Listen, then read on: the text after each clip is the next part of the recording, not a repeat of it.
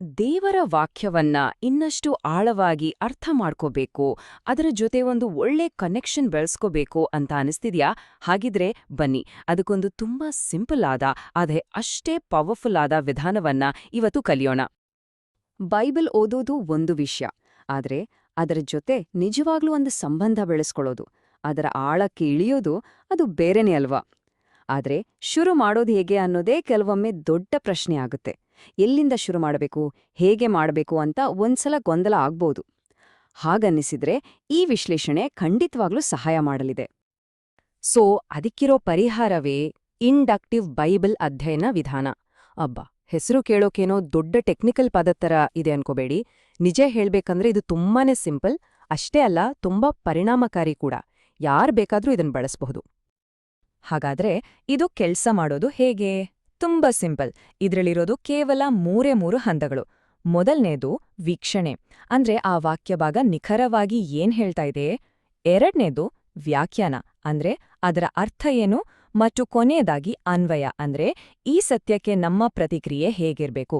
ಈ 3 ಸ್ಟೆಪ್ಸ್ ಮೇಲೆನೆ ನಮ್ಮ ಇವತ್ತಿನ ಪಯಣ. ಸರಿ, ಹಾಗಿದ್ರೆ ಮೊದಲನೇ ಹಂತಕ್ಕೆ ಜಂಪ್ ಮಾಡೋಣ. ವೀಕ್ಷಣೆ. ಈ ಹಂತದಲ್ಲಿ ನಮ್ಮ ಒಂದೇ ಒಂದು ಗುರಿ ಏನಪ್ಪಾ ಅಂದ್ರೆ ಆ ವಾಕ್ಯಭಾಗ ಏನ್ ಹೇಳ್ತಾ ಇದೆ ಅಂತ ಸುಮ್ನೆ ಗಮನಿಸೋದು ಅಷ್ಟೇ. ಇದನ್ನ ಒಂದು ರೀತಿ ಡಿಟೆಕ್ಟಿವ್ ಕೆಲ್ಸ ಅನ್ಕೋಬೋದು. ಒಬ್ಬ ಪತ್ತೇದಾರಿ ಏನ್ ಮಾಡ್ತಾನೆ? ನೇರವಾಗಿ ತೀರ್ಮಾನಕ್ಕೆ ಬರಲ್ಲ ಅಲ್ವಾ? ಮೊದ್ಲು ಸಿಕ್ಕಿರೋ ಎಲ್ಲಾ ಸಾಕ್ಷ್ಯ, ಎಲ್ಲಾ ಸುಳಿವುಗಳನ್ನ ಒಟ್ಟು ಮಾಡ್ತಾನೆ. ನಾವು ಇಲ್ಲಿ ಅದನ್ನೇ ಮಾಡೋದು. ಯಾರು, ಏನು, ಯಾವಾಗ, ಎಲ್ಲಿ, ಯಾಕೆ ಮತ್ತು ಹೇಗೆ. ಈ ಸಿಂಪಲ್ ಪ್ರಶ್ನೆಗಳನ್ನ ಕೇಳ್ತಾ ಹೋದ್ರೆ ಆ ವಾಕ್ಯಭಾಗದಲ್ಲಿರೋ ಸತ್ಯಾಂಶಗಳು ತಾವಾಗಿಯೇ ಹೊರಗ್ಬರ್ತವೆ. ಆ ಮುಖ್ಯ ಪ್ರಶ್ನೆಗಳ ಜೊತೆಗೆ ಇನ್ನೂ ಕೆಲವು ಸಣ್ಣ ಸುಳಿವುಗಳನ್ನ ಕೂಡ ನಾವು ಹುಡುಕಬೇಕು. ಉದಾಹರಣೆಗೆ, ಆ ವಾಕ್ಯದಲ್ಲಿ ಏನಾದರೂ ಆಜ್ಞೆಗಳಿವೆಯಾ ಅಥವಾ ವಾಗ್ದಾನಗಳಿವೆಯಾ? ಯಾವ ಪದಗಳು ಮತ್ತೆ ಮತ್ತೆ ಬರ್ತಾ ಇವೆ? ಆದ್ದರಿಂದ, ಆದರೆ, ಯಾಕಂದ್ರೆ ಈ ತರದ ಪದಗಳು 2 ವಾಕ್ಯಗಳ ಮಧ್ಯೆ ಇರೋ ಸಂಬಂಧವನ್ನ ಹೇಗೆ ಜೋಡಿಸ್ತಾ ಇವೆ? ಇವೆಲ್ಲ ತುಂಬಾನೇ ಮುಖ್ಯವಾದ ಸುಳಿವುಗಳು. ಬನ್ನಿ, ಇದನ್ನ ಒಂದು ಉದಾಹರಣೆಯ ಜೊತೆ ನೋಡೋಣ. ರೋಮನರಿಗೆ ಬರೆದ ಪತ್ರಿಕೆಯ 12ನೇ ಅಧ್ಯಾಯ, ಎಲ್ರಿಗೂ ಗೊತ್ತಿರೋ ಭಾಗ. ಯಾರು ಅಂತ ಕೇಳಿದ್ರೆ ಪೌಲ, ವಿಶ್ವಾಸಿಗಳು, ದೇವ್ರು, ಇವರ ಹೆಸರುಗಳು ತಕ್ಷಣಕ್ಕೆ ಸಿಗುತ್ತೆ. ಏನು ಅಂತ ಕೇಳಿದ್ರೆ ನಮ್ಮ ದೇಹವನ್ನ ಜೀವಂತ ಯಜ್ಞವಾಗಿ ಅರ್ಪಿಸೋದು ಮುಖ್ಯ ವಿಷಯ ಅಂತ ಗೊತ್ತಾಗತ್ತೆ. ಆದ್ರೆ ನೋಡಿ, ಹೇಗೆ ಮತ್ತು ಯಾಕೆ ಅಂತ ಕೇಳಿದಾಗ ನಮಗೆ ಆಳವಾದ ವಿಚಾರಗಳು ಸಿಗೋಕೆ ಶುರುವಾಗತ್ತೆ. ನಮ್ಮ ಮನಸ್ಸಿನ ನವೀಕರಣ ಮಾಡಿಕೊಳ್ಳೋದ್ರಿಂದ ದೇವರ ಚಿತ್ತವನ್ನ ಅರ್ಥ ಮಾಡ್ಕೊಳ್ಳೋಕೆ ಸಾಧ್ಯ ಆಗತ್ತೆ. ಅಷ್ಟೇ ಅಲ್ಲ, ಅನುರೂಪರಾಗಬೇಡಿ ಮತ್ತು ರೂಪಾಂತರಗೊಳ್ಳಿ ಅಂತ 2 ಸ್ಪಷ್ಟವಾದ ಆಜ್ಞೆಗಳೂ ಇವೆ. ನೋಡಿದ್ರಾ? ನಾವಿನ್ನೂ ಅರ್ಥ ಹುಡ್ಕೋಕ್ ಹೋಗಿಲ್ಲ, ಬರೀ ಪ್ರಶ್ನೆಗಳ್ನ ಕೇಳ್ಲಿ, ಅಷ್ಟಕ್ಕೆ ನಮಗೆಷ್ಟು ಸ್ಪಷ್ಟವಾದ ಚಿತ್ರಣ ಸಿಕ್ತು. ಇಲ್ಲಿ ಈ ಹಂತದ ಗೋಲ್ಡನ್ ರೂಲ್ ಬರುತ್ತೆ. ಇದನ್ನ ದಯವಿಟ್ಟು ನೆನ್ಪಿಟ್ಕೊಳ್ಳಿ, ಇದು ತುಂಬಾನೇ ಇಂಪಾರ್ಟೆಂಟ್. ಈ ಹಂತದಲ್ಲಿ ನಾವು ಸುಳಿವುಗಳನ್ನ ಕಲೆಕ್ಟ್ ಮಾಡ್ತಾ ಇದೀವಿ ಅಷ್ಟೇ. ಓ, ಇದರ್ಥ ಹೀಗಿರ್ಬೋದು ಅಂತ ತಕ್ಷಣಕ್ಕೆ ತೀರ್ಮಾನಕ್ಕೆ ಬರೋ ಹಾಗಿಲ್ಲ. ಅರ್ಥ ಹುಡುಕೋ ಆತುರವನ್ನ ತಡೆಹಿಡಿಯೋದೇ ಈ ಹಂತದ ಸಕ್ಸಸ್ ಸೀಕ್ರೆಟ್.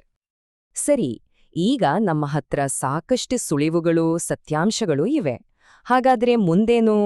ಈಗ ನಾವು 2ನೇ ಹಂತಕ್ಕೆ ಹೋಗೋಣ, ವ್ಯಾಖ್ಯಾನ.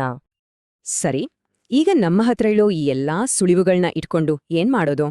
ಇಲ್ಲಿದ ನಾವು ಇದರ ಅರ್ಥ ಏನು ಅಂತ ಕೇಳ್ತೀವಿ. ಆದ್ರೆ ನಮ್ಗೆ ಇಷ್ಟ ಬಂದ ಹಾಗೆ ಅರ್ಥ ಕಲ್ಪಿಸೋದಲ್ಲ. ಇದಕ್ಕೂ ಕೆಲವು ಸಿಂಪಲ್ ರೂಲ್ಸ್ ಇವೆ. 1. ಯಾವಾಗಲೂ ಸರಳವಾದ, ಸ್ಪಷ್ಟವಾದ ಅರ್ಥವನ್ನೇ ಮೊದಲು ಹುಡುಕಬೇಕು. 2. ಕೇವಲ ಒಂದು ವಾಕ್ಯವನ್ನ ನೋಡಿ ತೀರ್ಮಾನಿಸಬಾರದು. ಅದರ ಹಿಂದಿನ, ಮುಂದಿನ ವಚನಗಳನ್ನು ಓದಿ ಅದರ ಸಂದರ್ಭವನ್ನ ಅರ್ಥ ಮಾಡ್ಕೋಬೇಕು. ಮತ್ತು 3ನೇದು, ಇದು ತುಂಬಾ ಮುಖ್ಯ, ಬೈಬಲ್ನ ಬೇರೆ ಭಾಗಗಳು ಈ ವಿಷಯದ ಬಗ್ಗೆ ಏನ್ ಹೇಳುತ್ತೆ ಅಂತ ನೋಡ್ಬೇಕು. ಅಂದ್ರೆ ಬೈಬಲ್ಗೆ ವಿವರಣೆ ಕೊಡೋ ಹಾಗೆ ಮಾಡಬೇಕು. ನಮ್ಮ ಉದಾಹರಣೆಗೆ ವಾಪಸ್ ಬರೋಣ. ಅಲ್ಲಿ ಜೀವಂತ ಯಜ್ಞ ಅಂತ ಒಂದು ಪದ ಇತ್ತು, ನೆನ್ಪಿದ್ಯಾ? ಯೋಚನೆ ಮಾಡಿ, ಯಜ್ಞ ಅಂದ್ರೆ ಸಾಯೋದು, ಜೀವಂತ ಅಂದ್ರೆ ಬದುಕಿರೋದು. ಇದ್ಯಾವ ವಿಚಿತ್ರ ಕಾಂಬಿನೇಷನ್ ಅಲ್ವಾ? ಆದ್ರೆ ಅದರ ಅರ್ಥ, ನಾವು ಬದುಕಿರುವಾಗಲೇ ನಮ್ಮ ಇಡೀ ಜೀವನವನ್ನ, ನಮ್ಮ ಸಂಪೂರ್ಣ ಅಸ್ತಿತ್ವವನ್ನ ದೇವರಿಗೆ ಅರ್ಪಿಸೋದು. ಇದು ಒಂದೇ ದಿನ ಮಾಡಿ ಮುಗ್ಸೋ ಕೆಲ್ಸ ಅಲ್ಲ, ಬದಲಿಗೆ ಪ್ರತಿದಿನ, ಪ್ರತಿ ಕ್ಷಣ ನಾವು ಜೀವಿಸೋ ರೀತಿಯೇ ಒಂದು ಆರಾಧನೆ ಆಗ್ಬೇಕು.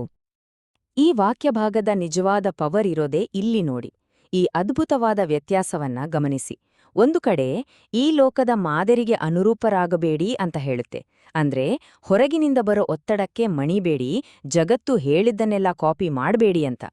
ಇನ್ನೊಂದು ಕಡೆ ನಿಮ್ಮ ಮನಸ್ಸನ್ನು ನವೀಕರಿಸಿಕೊಳ್ಳುವುದರ ಮೂಲಕ ರೂಪಾಂತರಗೊಳ್ಳಿ ಅಂತ ಹೇಳುತ್ತೆ. ಇದು ಒಳಗಿನಿಂದ ಬರೋ ಬದಲಾವಣೆ. ದೇವರು ನಮ್ಮನ್ನ ಹೊರಗಿನಿಂದ ಬದಲಾಯಿಸಲ್ಲ, ನಮ್ಮ ಯೋಚನಾ ಕ್ರಮವನ್ನೇ ಬದಲಾಯಿಸೋದ್ರ ಮೂಲಕ ನಮ್ಮನ್ನ ಒಳಗಿನಿಂದಲ್ಲೇ ಬದಲಾಯಿಸ್ತಾನೆ. ಒಂದು ನೆಗೆಟಿವ್ ಕಮಾಂಡ್, ಇನ್ನೊಂದು ಪಾಸಿಟಿವ್ ಟ್ರಾನ್ಸ್ಫಾರ್ಮೇಷನ್. ಹಾಗಾದ್ರೆ ಇಷ್ಟೆಲ್ಲ ನೋಡಿದ್ಮೇಲೆ ಈ ವಾಕ್ಯಭಾಗದ ಹೃದಯ ಅಂತ ಹೇಳ್ಬೋದಾದ ದೊಡ್ಡ ಸತ್ಯ ಯಾವುದು?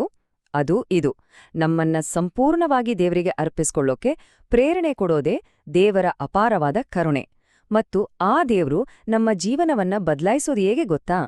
ಇನ್ನು ಕಠಿಣವಾದ ರೂಲ್ಸ್ ಹಾಕೋದ್ರಿಂದ ಅಲ್ಲ, ಬದಲಾಗಿ ನಮ್ಮ ಯೋಚನಾ ಕ್ರಮವನ್ನೇ ಬುಡದಿಂದ ಬದಲಾಯಿಸೋದ್ರ ಮೂಲಕ.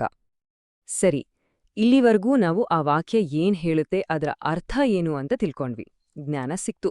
ಆದರೆ ಈಗ ಅತ್ಯಂತ ಮುಖ್ಯವಾದ ಭಾಗ, ಆ ಜ್ಞಾನ ನಮ್ಮ ಜೀವನವನ್ನ ಹೇಗೆ ಬದಲಾಯಿಸುತ್ತೆ ಅಂತ ನೋಡೋ ಸಮಯ. ಇದು ಮೂರನೇ ಮತ್ತು ಅತ್ಯಂತ ಪರ್ಸನಲ್ ಆದ ಹಂತ, ಅನ್ವಯ. ಮೊದಲನೇ ಪ್ರಶ್ನೆ ತುಂಬಾನೇ ನೇರ. ನಾವು ಓದಿದ ಈ ಭಾಗವನ್ನ ಆಧರಿಸಿ ಪಾಲಿಸಲೇಬೇಕಾದ ಒಂದು ಸ್ಪಷ್ಟವಾದ ಆಜ್ಞೆ ಇದೆಯಾ, ಅಥವಾ ದೂರ ಇರ್ಲೇಬೇಕಾದ ಒಂದು ಎಚ್ಚರಿಕೆ ಇದೆಯಾ? ಅದಾದ್ಮೇಲೆ ನಾವಿನ್ನೂ ಸ್ವಲ್ಪ ಡೀಪಾಗಿ ಯೋಚನೆ ಮಾಡ್ಬೇಕು. ಈ ಸತ್ಯ ನಮ್ಮ ದಿನನಿತ್ಯದ ಜೀವನದಲ್ಲಿ ಎಲ್ಲಿ ಅನ್ವಯ ಆಗುತ್ತೆ? ನಮ್ಮ ಕೆಲಸದ ಜಾಗದಲ್ಲಿ ಸಹೋದ್ಯೋಗಿಗಳ ಜೊತೆ ಮಾತಾಡೋ ರೀತಿಯಲ್ಲ, ಮನೆಯಲ್ಲಿ ಕುಟುಂಬದವರ ಜೊತೆ ವರ್ತಿಸೋ ರೀತಿಯಲ್ಲ, ಅಥವಾ ನಮ್ಮ ಸ್ನೇಹಿತರ ಜೊತೆ ನಾವು ಮಾಡೋ ಆಯ್ಕೆಗಳಲ್ಲ? ನೋಡಿ, ಇದೇ ಜ್ಞಾನದಿಂದ ಕ್ರಿಯೆಗೆ ಹೋಗೋ ಟರ್ನಿಂಗ್ ಪಾಯಿಂಟ್. ಸುಮ್ನೆ ಓ ಇದು ಒಳ್ಳೆ ವಿಚಾರ ಅಂತ ಅನ್ಕೊಂಡ್ಬಿಡೋದಲ್ಲ, ಬದಲಿಗೆ ಒಂದು ಸ್ಪಷ್ಟವಾದ ಆಕ್ಷನ್ ಪ್ಲಾನ್ ಮಾಡ್ಕೊಳ್ಳೋದು. ಈ ಸತ್ಯವನ್ನ ತಿಳ್ಕೊಂಡ ಮೇಲೆ ನಾವು ಬೇರೆ ರೀತಿಯಲ್ಲಿ ಮಾಡಬಹುದಾದ ಒಂದು ನಿರ್ದಿಷ್ಟವಾದ ಕೆಲಸ ಯಾವುದು? ಉದಾಹರಣೆಗೆ, ರೋಮನ್ರಿಗೆ ಬರೆದ ಆ ಪತ್ರಿಕೆಯ ಭಾಗವನ್ನೇ ತಗೊಳ್ಳೋಣ. ಒಂದು ಆಕ್ಷನ್ ಪ್ಲಾನ್ ಏನಾಗಿರಬಹುದು? ಬಹುಶಃ ಕೆಲಸದ ಜಾಗದಲ್ಲಿ ನೆಗೆಟಿವ್ ಆಗಿ ಮಾತಾಡೋ ಸಂಭಾಷಣೆಯಿಂದ ದೂರ ಇರೋದು ಅಂತ ನಿರ್ಧಾರ ಮಾಡೋದು. ಅಥವಾ ಕಷ್ಟದ ಪರಿಸ್ಥಿತಿಯಲ್ಲಿ ಕೋಪ ಮಾಡಿಕೊಳ್ಳೋ ಬದಲು ಶಾಂತವಾಗಿರೋದಕ್ಕೆ ಪ್ರಯತ್ನ ಪಡೋದು. ಇಲ್ಲಾಂದ್ರೆ ಒಬ್ಬ ನಂಬಿಕೆಸ್ಥ ಸ್ನೇಹಿತನ ಹತ್ರ ಹೋಗಿ, ನೋಡು, ನಾನ್ ಈ ವಿಷಯದಲ್ಲಿ ಬದಲಾಗ್ಬೇಕು ಅಂತ ಇದ್ದೀನಿ, ನೀನ್ ನನ್ಗೆ ಸಹಾಯ ಮಾಡ್ತೀಯಾ ಅಂತ ಕೇಳೋದು. ಇವೆಲ್ಲ ನಿಜ ಜೀವನದ ಅನ್ವಯಗಳು. ಈ ಥರದ ಉದಾಹರಣೆಗಳು ನಮ್ಮನ್ನ ಅಂತಿಮ ಗುರಿಯ ಕಡೆಗೆ ಕರ್ಕೊಂಡು ಹೋಗುತ್ತೆ. ಆ ಗುರಿ ಏನಂದ್ರೆ, ಒಂದೇ ದಿನ ಏನೋ ಮಾಡಿಬಿಡೋದಲ್ಲ, ಬದಲಿಗೆ ನಮ್ಮದೇ ಆದ ಒಂದು ವೈಯಕ್ತಿಕ, ನಿರಂತರವಾದ ಯೋಜನೆಯನ್ನ ರೂಪಿಸ್ಕೊಳ್ಳೋದು. ಹಾಗಂತ ಇದೇನು ಕಷ್ಟದ ಕೆಲ್ಸ ಅಲ್ಲ. ನೋಡಿ, ಇದನ್ನು ಶುರು ಮಾಡೋದು ಎಷ್ಟು ಸುಲಭ.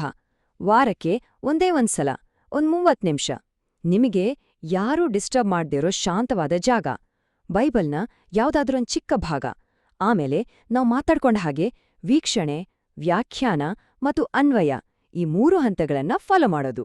ಅಷ್ಟೇ. ಇದನ್ನ ಯಾರು ಬೇಕಾದ್ರೂ ಮಾಡ್ಬೋದು ಅಲ್ವಾ? ನಾವು ಮುಗಿಸೋಕ್ಕಿಂತ ಮುಂಚೆ ಈ ಒಂದು ಮಾತು ನಮ್ಮ ಮನ್ಸಲ್ಲಿರ್ಲಿ: ಪರಿಪೂರ್ಣರಾಗಿರ್ಬೇಕಾಗಿಲ್ಲ, ಕೇವಲ ಸಿದ್ಧ ಮನಸ್ಸಿರ್ಬೇಕು. ನೋಡಿ, ಒಂದೇ ರಾತ್ರಿಯಲ್ಲಿ ಬೈಬಲ್ ಪಂಡಿತರಾಗ್ಬೇಕು ಅಂತ ಏನಿಲ್ಲ. ದೇವರ ವಾಕ್ಯವನ್ನ ಕೇಳಿಸ್ಕೊಳ್ಳೋಕೆ ಒಂದು ಸಿದ್ಧವಾದ ತೆರೆದ ಮನಸ್ಸು ಇದ್ರೆ ಸಾಕು. ಆ ಸಿದ್ಧ ಮನಸ್ಸೇ ಮೊದಲ ಹೆಜ್ಜೆ.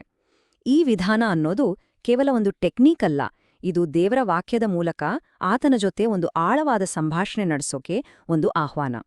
ಹಾಗಾಗಿ ಅಂತಿಮವಾಗಿ ಪ್ರಶ್ನೆ ಈ ವಿಧಾನದ ಬಗ್ಗೆ ಅಲ್ಲ, ಬದಲಿಗೆ ನಮ್ಮೆಲ್ಲರಿಗೂ ಇರೋ ಪ್ರಶ್ನೆ: ನಮಗಾಗಿ ಯಾವ ಸತ್ಯವೂ ತನ್ನನ್ನು ತಾನು ಬಹಿರಂಗಪಡಿಸಲು ಕಾಯ್ತಿದೆ?